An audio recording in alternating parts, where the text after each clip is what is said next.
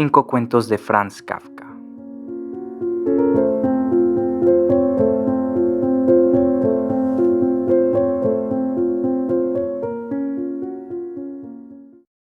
El buitre. El buitre me picoteaba los pies. Ya me había desgarrado los zapatos y las medias y ahora me picoteaba los pies. Siempre tiraba un picotazo, volaba en círculos amenazadores alrededor y luego continuaba su obra. Pasó un señor, nos miró un rato y me preguntó por qué toleraba al buitre. «Estoy indefenso», le dije. Vino y empezó a picotearme. Lo quise espantar y hasta proyecté torcerle el pescuezo, pero estos animales son muy fuertes y quería saltarme a la cara. Preferí sacrificar los pies. Ahora están casi hechos pedazos. «No se debe atormentar», dijo el señor. «Un tiro y el buitre se acabó». «¿Le parece?», pregunté. «¿Quiere encargarse usted del asunto?» «Encantado», dijo el señor. «No tengo más que ir a casa a buscar mi fusil. ¿Puede aguantar media hora más?» «No sé», le respondí, y por un instante me quedé rígido de dolor. Después agregué: «Por favor, pruebe de todos modos». «Bueno», dijo el señor, «me apuraré». El buitre había escuchado tranquilamente nuestro diálogo y había dejado vagar la mirada entre el señor y yo. Ahora vi que había comprendido todo. Voló un poco más lejos, retrocedió para alcanzar el impulso óptimo, y como un atleta que arroja la jabalina, encajó su pico en mi boca, profundamente. Al caer de espaldas sentí como una liberación. Sentí que en mi sangre, que colmaba todas las profundidades y que inundaba todas las riberas, el buitre, irremediablemente, se ahogaba. El paseo repentino. Cuando por la noche uno parece haberse decidido terminantemente a quedarse en casa, se ha puesto una bata, después de la cena se ha sentado a la mesa iluminada, dispuesto a hacer aquel trabajo o a jugar aquel juego luego determinado, el cual habitualmente uno se va a dormir. Cuando afuera el tiempo es tan malo que lo más natural es quedarse en casa. Cuando uno ya ha pasado tan largo rato sentado tranquilo a la mesa que irse provocaría el asombro de todos. Cuando ya la escalera está oscura y la puerta de calle trancada. Y cuando entonces uno, a pesar de todo esto, presa de una repentina desazón, se cambia la bata. Aparece enseguida vestido de calle, explica que tiene que salir, y además lo hace después de despedirse rápidamente. Cuando uno cree haber dado a entender mayor o menor disgusto de acuerdo con la celeridad con que ha cerrado la casa dando un portazo. Cuando en la calle uno se reencuentra, dueño de miembros que responden con una especial movilidad a esta libertad ya inesperada que uno les ha conseguido, cuando mediante esta sola decisión uno siente concentrada en sí toda la capacidad determinante, cuando uno, otorgando el hecho una mayor importancia que la habitual, se da cuenta de que tiene más fuerza para provocar y soportar el más rápido cambio que necesidad de hacerlo. Y cuando uno va de este modo corriendo por las largas calles, entonces uno se ha separado por completo de su familia, que se va escurriendo hacia la insustancialidad, mientras uno, completamente denso, negro de tan preciso, golpeándose los muslos por detrás, se yergue en su verdadera estatura. Todo esto se intensifica aún más y a estas altas horas de la noche uno se dirige a casa de un amigo para saber cómo le va. Un artista del trapecio.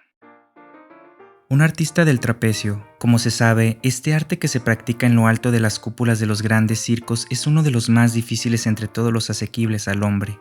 Había organizado su vida de tal manera, primero por afán profesional de perfección, después por costumbre que se había hecho tiránica, que mientras trabajaba en la misma empresa, permanecía día y noche en el trapecio.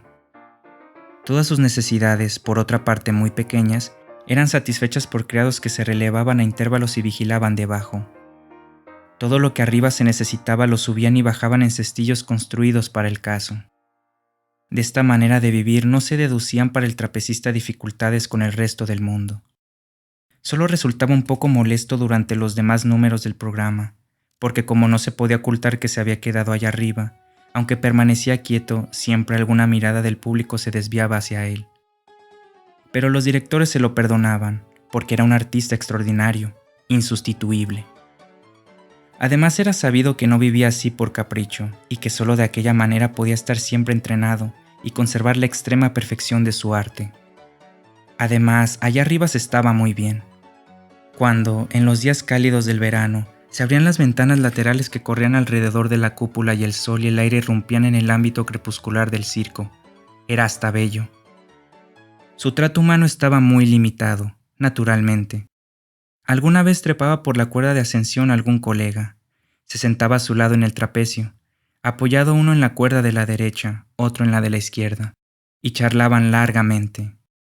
O bien los obreros que reparaban la techumbre cambiaban con él algunas palabras por una de las claraboyas o el electricista, que comprobaba las conducciones de luz en la galería más alta, le gritaba alguna palabra respetuosa, si bien poco comprensible. A no ser entonces estaba siempre solitario. Alguna vez un empleado que erraba cansadamente a las horas de la siesta por el circo vacío, elevaba su mirada a la casi atrayente altura, donde el trapecista descansaba o se ejercitaba en su arte sin saber que era observado. Así hubiera podido vivir tranquilo el artista del trapecio, a no ser por los inevitables viajes de lugar en lugar, que lo molestaban en sumo grado. Cierto es que el empresario cuidaba de que este sufrimiento no se prolongara innecesariamente. El trapecista salía para la estación en un automóvil de carreras que corría, a la madrugada, por las calles desiertas con la velocidad máxima, demasiado lenta, sin embargo, para su nostalgia del trapecio. En el tren estaba dispuesto un departamento para él solo, en donde encontraba, arriba, en la redecilla de los equipajes, una sustitución mezquina, pero en algún modo equivalente de su manera de vivir. En el sitio de destino ya estaba enarbolado el trapecio mucho antes de su llegada, cuando todavía no se había cerrado las tablas ni colocado las puertas. Pero para el empresario era el instante más placentero, aquel en el que el trapecista apoyaba el pie en la cuerda y en un santiamén se encaramaba de nuevo sobre su trapecio. A pesar de todas estas precauciones, los viajes perturbaban gravemente los nervios del trapecista, de modo que, por muy afortunados que fueran económicamente para el empresario, siempre le resultaban penosos. Una vez que viajaban, el trapecista en la redecilla como soñando y el empresario recostado en el rincón de la ventana, leyendo un libro, el hombre del trapecio le apostrofó suavemente y le dijo, mordiéndose los labios, que en lo sucesivo necesitaba para su vivir no un trapecio, como hasta entonces, sino dos trapecios, uno frente a otro. El empresario accedió enseguida, pero el trapecista, como si quisiera mostrar que la aceptación del empresario no tenía más importancia que su oposición, añadió que nunca más, en ninguna ocasión, trabajaría solo sobre un trapecio. Parecía horrorizarse ante la idea de que pudiera acontecerle alguna vez. El empresario, deteniéndose y observando a su artista, declaró de nuevo su absoluta conformidad. 2 trapecios son mejor que uno. Además, los nuevos trapecios serían más variados y vistosos. Pero el artista se echó a llorar de pronto. El empresario, profundamente conmovido, se levantó de un salto y le preguntó qué le ocurría, y como no recibiera ninguna respuesta, se subió al asiento, lo acarició y abrazó y estrechó su rostro contra el suyo, hasta sentir las lágrimas en su piel. Después de muchas preguntas y palabras cariñosas, el trapecista exclamó, sollozando: «Solo con una barra en las manos, ¿cómo podría yo vivir?». Entonces ya fue muy fácil al empresario consolarlo. Le prometió que en la primera estación, en la primera parada y fonda, telegrafiaría para que instalaran el segundo trapecio, y se reprochó a sí mismo duramente la crueldad de haber dejado al artista trabajar tanto tiempo en un solo trapecio. En fin, le dio las gracias por haberle hecho observar al cabo aquella omisión imperdonable. De esta suerte pudo el empresario tranquilizar al artista y volverse a su rincón. En cambio, él no estaba tranquilo. Con grave preocupación espiaba, a hurtadillas, por encima del libro, al trapecista. Si tales pensamientos habían empezado a atormentarlo, ¿podrían ya cesar por completo? ¿No seguirían aumentando día por día? ¿No amenazarían su existencia? Y el empresario, alarmado, creyó ver en aquel sueño, aparentemente tranquilo, en que habían terminado los lloros, comenzar a dibujarse la primera arruga en la lisa frente infantil del artista del trapecio. De noche. Hundirse en la noche, así como a veces se sumerge la cabeza en el pecho para reflexionar, sumergirse por completo en la noche. Alrededor duermen los hombres. Un pequeño espectáculo, un autoengaño inocente, es el de dormir en casas, en camas sólidas, bajo techo seguro, estirados o encogidos, sobre colchones, entre sábanas, bajo mantas. En realidad se han encontrado reunidos como antes una vez, y como después en una comarca desierta. Un campamento al raso, una inabarcable cantidad de personas, un ejército, un pueblo bajo un cielo frío, sobre una tierra fría, arrojados al suelo allí donde antes estuvo de pie, con la frente contra el brazo y la cara contra el suelo, respirando pausadamente. Y tú velas, eres uno de los vigías, hallas al prójimo agitando el leño encendido que tomaste del montón de astillas, junto a ti. ¿Por qué velas? Alguien tiene que velar, se ha dicho. Alguien tiene que estar ahí. Ante la ley. Ante la ley hay un guardián. Un campesino se presenta frente a este guardián y solicita que le permita entrar en la ley, pero el guardián contesta que por ahora no puede dejarlo entrar. El hombre reflexiona y pregunta si más tarde lo dejarán entrar. Tal vez, dice el centinela, pero no por ahora. La puerta que da a la ley está abierta, como de costumbre. Cuando el guardián se hace a un lado, el hombre se inclina para espiar. El guardián lo ve, se sonríe y le dice: si tu deseo es tan grande, haz la prueba de entrar a pesar de mi prohibición. Pero recuerda que soy poderoso, y solo soy el último de los guardianes. Entre salón y salón también hay guardianes, cada uno más poderoso que el otro. Y el tercer guardián es tan terrible que no puedo mirarlo siquiera. El campesino no había previsto estas dificultades.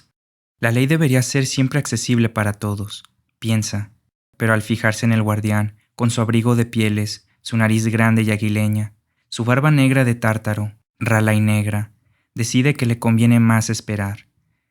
El guardián le da un escabel y le permite sentarse a un costado de la puerta. Allí espera días y años. Intenta infinitas veces entrar y fatiga al guardián con sus súplicas.